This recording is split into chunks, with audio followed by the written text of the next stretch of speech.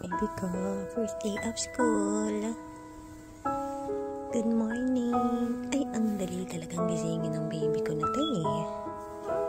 Yay, mag-school na yung baby ko. I don't want my baby to go to school.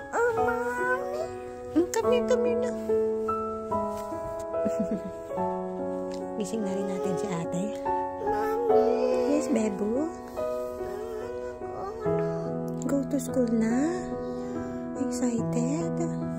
I know, but I still want to go. Oh, you still want to go? Because I don't want to get money.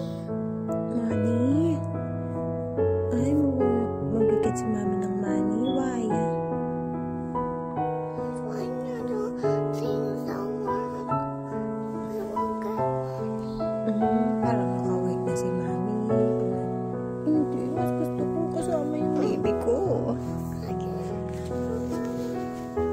Kasi? Kasi what? Ako ano sa'yo? Ano? Band. Banding tayo? I love you, baby. You don't go to school, okay?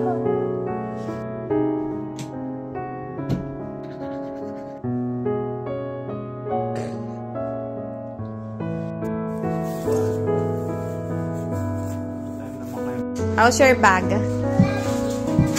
Oh, naku, pati nga.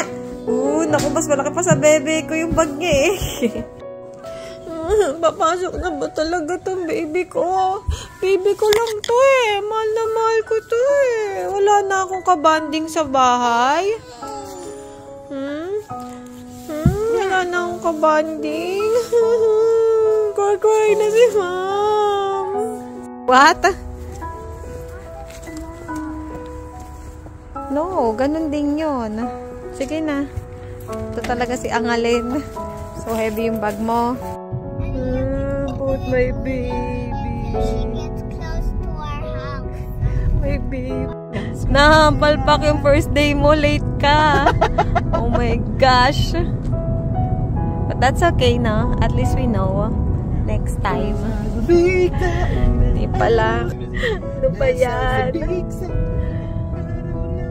Pabanjing-banjing pa tayo. Kala namin 9 o'clock din yung start ng klase na yung una. Hindi ko alam. Kinasyon ko lang. Ay, wala nang tao dito. Di na busy. Kasi 8:20 pala yung start ng klase mo na.